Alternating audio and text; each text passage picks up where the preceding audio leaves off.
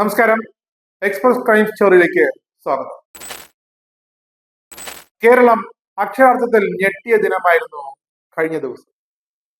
മലപ്പുറം തൊടിയപുലത്ത് 14-കാരിയെ ഒരു 16-കാരൻ സഹപാഠി ബലാത്സംഗം ചെയ്ത് കൊലപ്പെടുത്തിയ സംഭവം പ്രണയപ്പക കൊണ്ടാണെന്ന് ഞെട്ടിക്കുന്ന വിവരങ്ങൾ പുറത്തു വന്നിരിക്കുന്നു. പോലീസ് പിടികൂടിയ കുട്ടിയുടെ സുഹൃത്തായ 16-കാരൻ +2 വിദ്യാർത്ഥി ലഹരിക്കടിമയാണെന്നാണ് ലഭിക്കുന്ന വിവരം.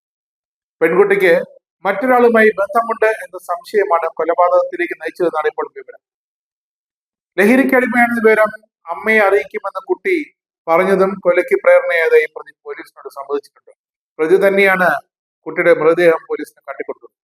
വ്യാഴാഴ്ച രാവിലെ 9:30 കുട്ടി കരുവാരക്കുണ്ട് സ്കൂൾ പടിയിൽ ബസ്സിലിറങ്ങിയെങ്കിലും പിന്നീട് കാണാതാവുകയായിരുന്നു.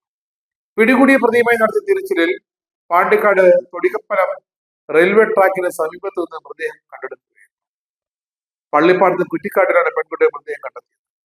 ദേഹം ആസകലം മുറിവുകളും ഉണ്ടായിരുന്നു. കൈകൾ കൂട്ടിക്കെട്ടിയ നിലയിലായിരുന്നു. പിന്നോക്ക വിഭാഗത്തിൽപ്പെട്ട പെൺകുട്ടിയും പ്രതിയും തമ്മിൽ അടുപ്പത്തിലായിരുന്ന അധ്യാപകർ സൂചന നൽകിയിട്ടുണ്ട്. പോലീസിന്റെ അന്വേഷണം പുരോഗമിക്കുകയാണ്. പകൽ സമയം ആൺകുട്ടികളുടെ വേഷത്തിൽ ചുറ്റി നടക്കൽ, ആളൊഴിഞ്ഞ വീടുകൾ കണ്ടെത്തി അവിടെ മോഷണം. അങ്ങനെ ബംഗളൂരുവിൽ യുവതികൾ പോലീസിന്റെ പിടിയിലുമായി. വടക്കൻ ബംഗളൂരുവിൽ ആൺകുട്ടികളുടെ തോന്നിക്കുന്ന വിധം വേഷം മാറി പകൽ സമയങ്ങളിൽ വീടുകൾ കുത്തിത്തുറന്ന് മോഷണം വന്ന 2 യുവതികളെയാണ് പോലീസ് അറസ്റ്റ് ചെയ്തത്. തന്നൂർ റോഡ് സ്വദേശികളായ ഷാലു, നീലു എന്നിവരെയാണ് സമ്പകഹള്ളി പോലീസ് പിടികൂടിയത്.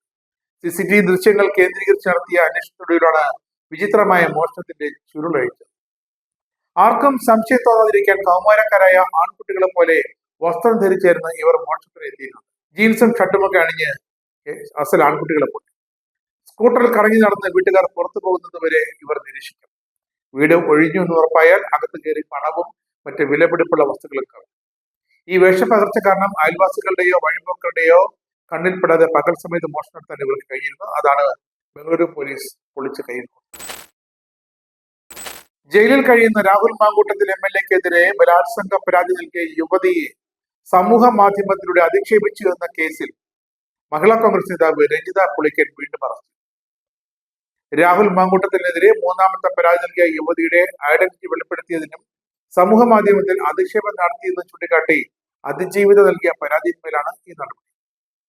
തിരുവനന്തപുരം സൈബർ പോലീസാണ് രഞ്ജിതയുടെ അറസ്റ്റ് രേഖപ്പെടുത്തിയത്. കോട്ടയത്തെ ബന്ധുവീട്ടിലായിരുന്ന രഞ്ജിതയെ അവിടെ എത്തിയാണ് പോലീസ് അറസ്റ്റ് ചെയ്തത്. ജാമ്യമില്ലാ വകുപ്പ് ചുമത്തി 2 കേസുകളാണ് സൈബർ പോലീസ് രഞ്ജിതയ്ക്കെതിരെ രജിസ്റ്റർ ചെയ്തത്. രാഹുൽ മാങ്കൂട്ടത്തിനെതിരായി ആദ്യ കേസ് വന്നപ്പോൾ തന്നെ രഞ്ജിത രാഹുലിനെ അനുകൂലിച്ചും പരാതിക്കാരിയെ അവഹേളിച്ചും അധിക്ഷേപിച്ചും രംഗത്തെത്തി. അന്ന് തിരുവനന്തപുരം സൈബർ പോലീസ് ഇവർക്കെതിരെ കേസെടുത്തു. ഈ കേസിൽ കോടതി രഞ്ജിതയ്ക്ക് ഉപാധികളോടെ ജാമ്യം നൽകി. ഇപ്പോഴിതാ 2ാമത്തെ കേസിലാണ് അറസ്റ്റ് റെക്കോർഡ് ചെയ്തിരിക്കുന്നത്. കോഴിക്കോട് ബീച്ചിൽ കഞ്ചാവ് ഉണക്കാനിട്ട് സമീപത്ത് കിടന്ന് ഉറങ്ങിപ്പോയ യുവാവിനെ ഉള്ളിൽ പോലീസ് പിടികൂടി.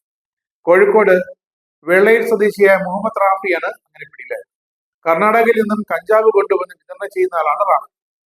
കഞ്ചാവ് അടിച്ച് കിളിപോയി കിടന്നതാണെന്ന് നാട്ടുകാർ പറയും.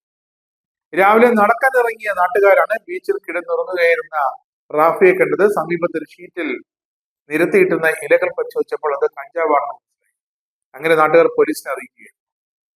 ടൗൺ ACPയുടെ നേതൃത്വത്തിൽ പോലീസ് എത്തി യുവാവിനെ അപ്പോൾ തന്നെ കസ്റ്റഡിയിലെടുത്തു. 370 ഗ്രാം കഞ്ചാവാണ് ഇയാൾ പിടികൂടിയത്. അതേസമയം കോഴിക്കോട് വടക്കേ സഹകരണ ആശുപത്രിക്ക് സമീപത്തെ കാട് പിടിച്ചു കിടന്ന പറമ്പിൽ നിന്നും കഞ്ചാവ് ചെടികൾ കണ്ടെത്തി. നാട്ടുകാർ പോലീസിന് വിവരം അറിയിച്ചു. പോലീസ് എത്തി പരിശോധന നടത്തി സ്റ്റേഷനിലേക്ക് മാറ്റി.